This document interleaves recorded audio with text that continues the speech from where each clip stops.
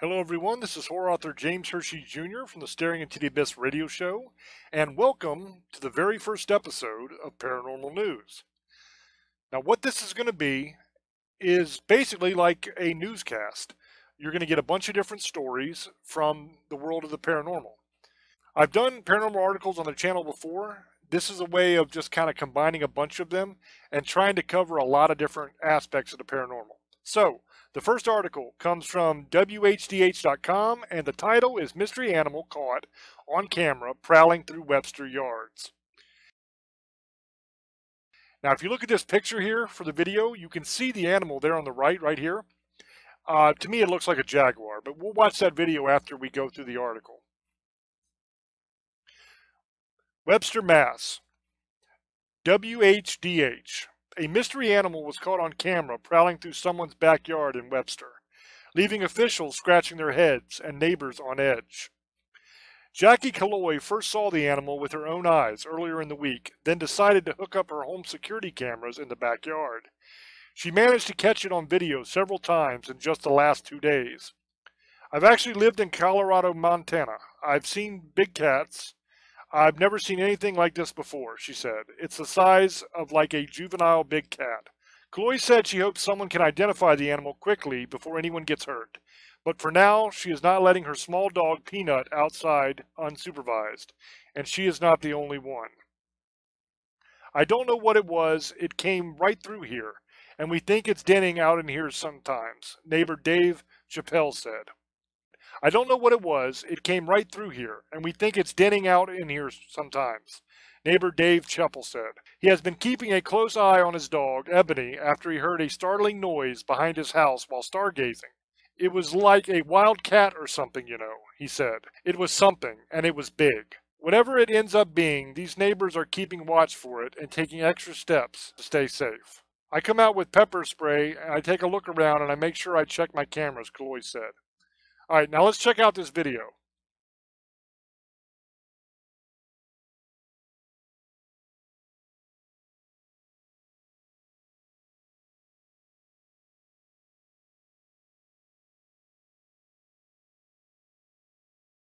To a wild sight in Webster. This mystery animal seen walking through someone's backyard, and officials are still trying to figure out what exactly it is. Yeah, meanwhile, neighbors are on edge saying they are scared for their pets. A mystery animal on the prowl in Webster. Its head came up to about here. So, from the ground sitting. So, I mean, that's quite a large animal. Jackie Killoy first saw it with her own eyes earlier this week, then decided to hook up home security cameras in the backyard. She caught the animal on video several times in just the last few days. I actually live in Colorado, Montana. I've seen big cats. I've never seen something like this before. It's the size of like a juvenile big cat. Killoy wants the animal ID quickly before someone gets hurt. She's worried about the kids in the neighborhood and the dogs, and won't let Peanut go outside alone, and she's not the only one. I don't know what it was. It came right through here, and we think it's denning out in here sometimes. Dave Chappelle is keeping a close watch on his dog, Ebony. He was outside earlier this week watching the meteor shower when he was startled by a noise behind his house. Like a wild cat or something, you know. It was something, and it was big. Whatever it ends up being, these neighbors are keeping an eye out for it and taking extra care to stay safe. I come out with pepper spray and I take a look around before, and I make sure I check my cameras, but other than that, I just don't want to startle it. Animal Control says it does not know what the mystery prowler is, and they're asking for neighbors to stay on the lookout and let them know if they see it. Maybe a bobcat? I don't know. I'm at a loss for this one. It looks like a cat, but maybe it looks bigger in person. Yeah, I can't really tell. Yeah. So to me, it looked like a jaguar. And they have had reports of jaguars in the United States, all the way from Florida and up the East Coast. So to me, that makes a lot of sense. That most likely that was a jaguar that we're talking about. All right, the next article is from WVMetroNews.com, and the title is Mothman Festival Called Off Because of COVID Restrictions, Organizers Say. It's by the Metro News staff, and it was published on June 11th, 2020. Point Pleasant, West Virginia. One of the highly popular festivals in the state, the Mothman Festival in Mason County, has been canceled due to COVID-19. Organizers said in a Facebook post on Thursday, due to many unknown factors and the guidelines for fairs and festivals now set forth by the state of West Virginia because of COVID-19, we are postponing Mothman Festival 2020. The event that commemorates the 1966 Point Pleasant Mothman sighting that gave birth to the infamous Red Eye Winged Legend has been scheduled for September 19th and 20th. The restrictions in place would affect the guest speakers, bus tours, hayride, vendor space, and traffic and pedestrian flow in a negative way, organizers said. This is the last thing we wanted to do, the Facebook post said.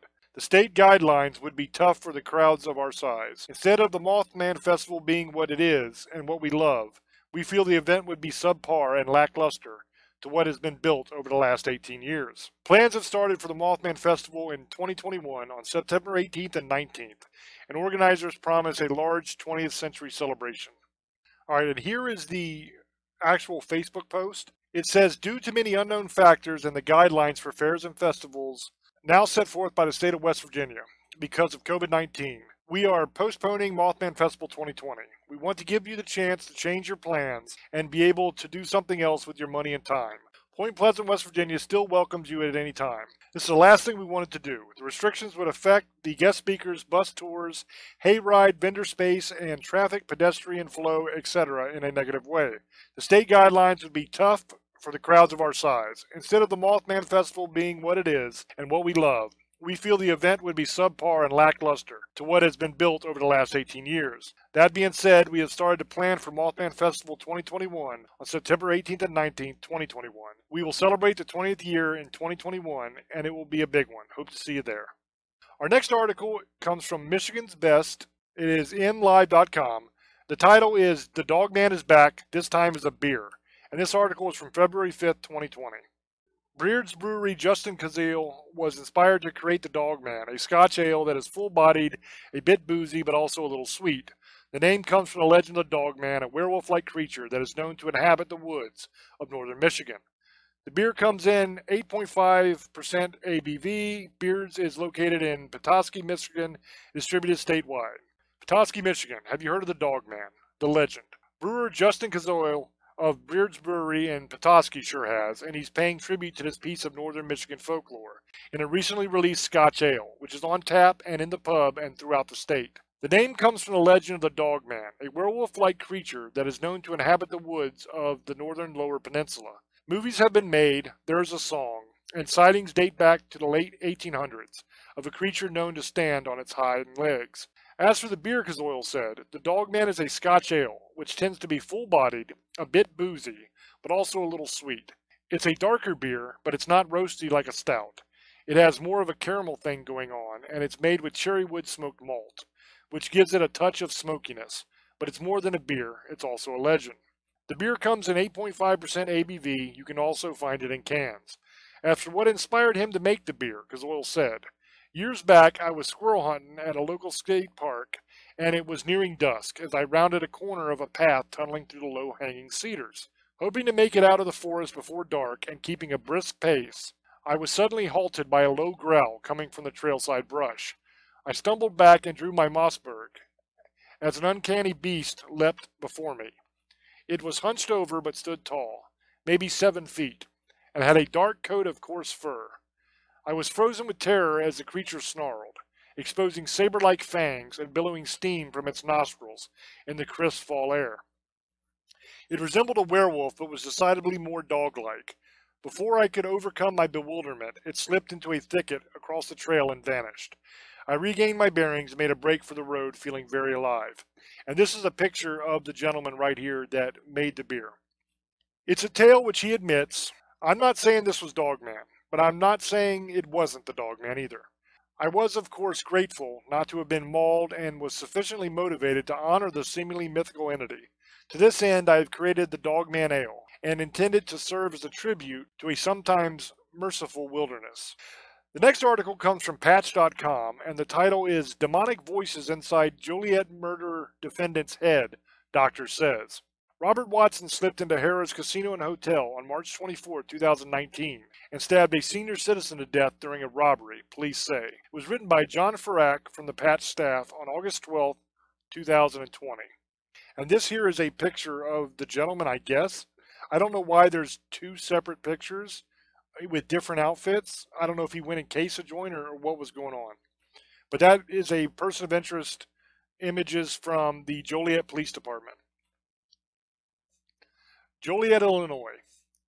Dr. Monica Argumedo told a Will County jury Wednesday that Robert A. Watson should not stand trial for the March 24, 2019 fatal stabbing of a senior citizen at Joliet's Harrah Casino and Hotel because Watson is not mentally fit. The licensed psychiatrist maintained that Watson is not able to assist his Will County public defenders in their effort to represent him. The six-person Will County jury heard testimony that Watson is plagued by demonic voices that are talking in his head. Also, Watson believes the police are targeting him and the mafia is pursuing him. During Tuesday's testimony, Dr. Anna Stapleton testified for the prosecution, suggesting Watson appears to be faking his mental illness. Watson has lost considerable weight at the Will County Jail from lack of eating. At the time, Dr. Argumedo interviewed him in late December. He had already been incarcerated for 9 months. Watson told her that he suspects the Will County correctional guards are spitting in his food, taking bites out of his food, or putting semen in his food. Dr. Argumedo testified Wednesday afternoon. Semen in his food, that is nasty. He was pretty delusional, she testified. He thought he was being persecuted by the guards. He believes his food is tainted by looking at it. That's why he won't eat it. As a result, Watson has used the Will County Jail commissary to purchase 50 honey buns, which are individually wrapped. Dr. Argumedo told Judge Dave Carlson's courtroom Wednesday. He only buys honey buns. The psychiatrist testified about Watson's eating habits in jail. He has delusions about being poisoned. And towards the end of Dr. Argumedo's mental fitness evaluation of Watson,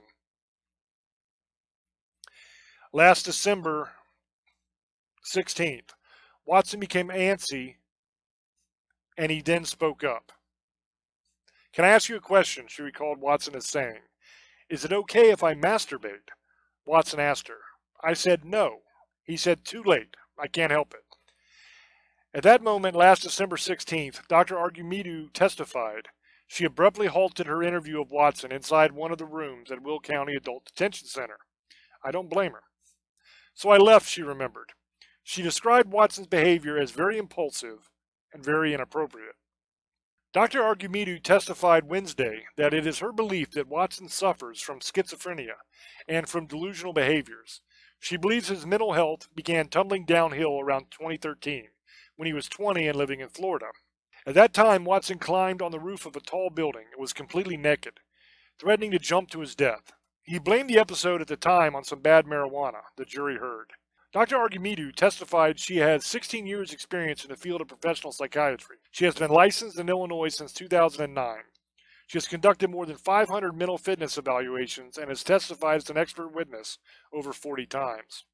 Dr. Argumedo was called Wednesday as the defense expert witness of Watson's two court-appointed lawyers, Shanonda Tisdale and Ton Lindsay of the Will County Public Defender's Office.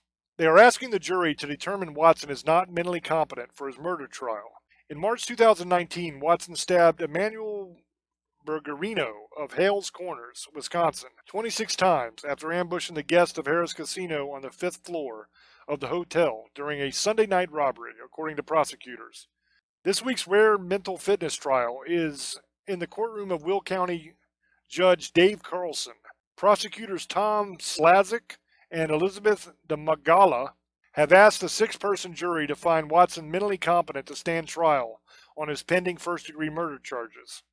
Dr. Argumedo also told the jury that Watson does what's known as the 1,000-yard stare.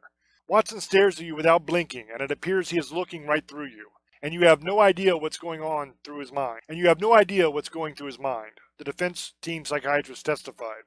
There's no connection. They're staring right through you. You see that a lot with schizophrenia. He showed a lot of signs that were concerning to me, Dr. Argumedo told the jury. Tisdale, Watson's public defender, asked her expert witness, "What did you learn from the evaluation of Watson last December?" "He seemed to have a basic understanding of how court worked," the witness answered, "but he would not discuss his case at all. He discussed a lot of delusional beliefs. A few years back, when Watson was still living with his mother, he began grabbing huge blocks of snow and melting them because he said he didn't trust the tap water, Dr. Argumedo testified. On the morning after the Sunday night homicide at Harrah's Casino in downtown Joliet, Joliet police found Watson 2 blocks away. He was inside the Joliet Public Library. The Joliet transient was arrested and brought to the police station for questioning. Joliet police also recovered a handwritten document within Watson's possession, and the document revealed babbling, the idea of demons and him calling out to God to save him from the demons, Dr. Argumedo testified. Tisdale asked the licensed psychiatrist whether being diagnosed with schizophrenia means a person is not mentally competent to stand trial. No, the witness answered. However, at this time, Mr. Watson is unfit to stand trial. He is unable to really understand these charges and work with his attorney, Dr. Argumedo testified. The 2 Will County prosecutors maintain that Watson is faking his mental illness in hopes of avoiding spending the rest of his life in a state prison facility, if convicted of his first-degree murder offense. Wouldn't you agree it's possible that they're creating some type of scenario to cover themselves? Isn't it possible? Slazak told the witnesses. He's also charged with murder, Slazak reminded Dr. Argumedo. That is correct, she answered. Do you recall the facts of the crime? He followed up. He stabbed someone to death in the casino allegedly, she replied. Slazak also revealed there are witnesses who saw Watson standing over the body in the hallway of the casino. I can't speculate to someone standing over a body and what they're thinking, Dr. Argumedo answered the prosecutor. The witness conceded that Watson won't talk to his lead public defender. He does not feel she is helping him, and that's why he's not talking to her, Dr. Argumedo testified. Robert Watson's mental health fitness trial will resume Thursday, which will be the 3rd day of courtroom testimony. And then there is a link here to the day 1 trial coverage. To me, it seems like he's a paranoid schizophrenic.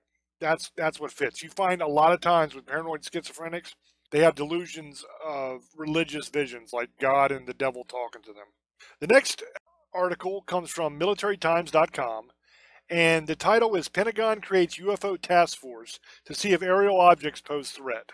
It was written by Harold Altman and J.D. Simpkins. The concern is out there. Pentagon officials on Friday confirmed the existence of a Navy-led unidentified aerial phenomena task force that will monitor ongoing encounters with strange aerial objects and determine whether these phenomena should be perceived as a threat.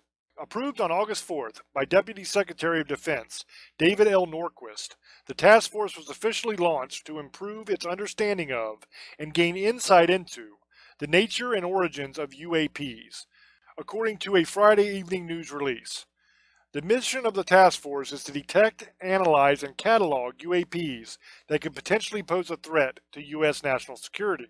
Pentagon officials did not immediately respond to questions about the timing of this announcement, what sparked it, or whether the UAP designation pertains directly to alien spacecraft. Quote, the Department of Defense and the military departments take any incursions by unauthorized aircraft into our training ranges or designated airspace very seriously and examine each report, end quote, the release states. Quote, this includes examinations of incursions that are initially reported as UAP when the observer cannot immediately identify what he or she is observing, end quote. According to CNN, which first reported the launch of the UAP task force, members of Congress and Pentagon officials have long expressed concern regarding the appearance of unidentified aircraft in the vicinity of military installations. A consensus remains elusive, however, with some believing the sightings are intelligence-gathering drones operated by earthly adversaries rather than anything extraterrestrial. Amid uncertainty, the Senate Intelligence Committee voted in June to have Pentagon and intelligence personnel provide analysis of the encounters, a move spurred on by the official Pentagon release of 3 short videos showing encounters between U.S. aircraft and unidentified flying objects. The videos, 2 stemmed from the encounters in January of 2015, while the 3rd dates back to November 2004, were released, quote, in order to clear up any misconceptions by the public on whether or not the footage that has been circulating was real, or whether or not there is more to the videos, end quote, Pentagon spokesperson Sue Gall said at the time. After circulating online for years, the now declassified videos captured the bewildered reactions of Navy pilots as they were witnessing the inexplicable flight behaviors of up-close and personal UFOs. Defense Department officials claim they initially withheld the release of the footage, partially to ensure nothing in the video required ongoing classification. All three are currently posted on the official Naval Air Systems Command page. After a thorough review, the department has determined that the authorized release of these unclassified videos does not reveal any sensitive capabilities or systems and does not impinge on any subsequent investigations of military airspace incursions by unidentified aerial phenomena. Go at it. The 2004 encounter, which the New York Times documented in 2017, took place over the Pacific Ocean, approximately 100 miles off the coast. Pilots were responding to an aerial assistance request from a naval cruiser after the vessel reported a series of unidentified aircraft sightings. Quote, "It accelerated like nothing I've ever seen," end quote. One pilot told the New York Times about the encounter. Multiple air crew members described the object, which hovered at a low altitude over the water before speeding away, as oblong-shaped and about 40 feet in length, the report said. Following the encounter, the pilots departed for the vicinity of the cruiser, a location approximately 60 miles away, but briefly into the return trip, with about 40 miles remaining before the jets reached the cruiser. The ship radioed the pilots to say the UFO had already reappeared. One of the pilots told the New York Times he believed the object traversed the 60 miles in less than a minute. In one of the videos from 2015, one pilot described encountering a fleet of high-speed objects that at one point appeared to rotate in a static position. Quote, "Look at that thing, dude," end quote. One pilot says in the video, "It's rotating." Quote, "Dude, this is an effing drone, bro." Quote, another crew member says. While speculation has long been rife about whether earthbound aliens will bring Klaatu Barada Nikto sentiments, the chairman of the Senate Intelligence Committee said he is more concerned about whether the operators of these objects speak the language of a near-peer enemy. Quote, "We have things flying over our military bases and places where we are conducting military exercises, and we don't know what it is, and it isn't ours. So that's a legitimate question to ask," Senator Marco Rubio told Miami's WFOR-TV. Quote, "Frankly, if it's something from outside this planet, that might actually be better than the fact that we've seen some sort of technological leap on behalf of the Chinese or the Russians or some other adversary," end quote. And that is the end of the article. To me, it's extremely interesting, this whole thing that's been going on. We covered it on the radio show on several different episodes as this thing has gone on and on and on, from the time the videos first came out to when the government actually admitted they were real, and very interesting stuff. But that's all the time we have for this episode. I hope you guys enjoyed it. If you did, please hit the like button and subscribe to the channel. If you would, that would be sweet. And thank you all for watching. Until I speak to you again, love many, trust few, and do harm to none. God loves you, and so do I. Bye-bye.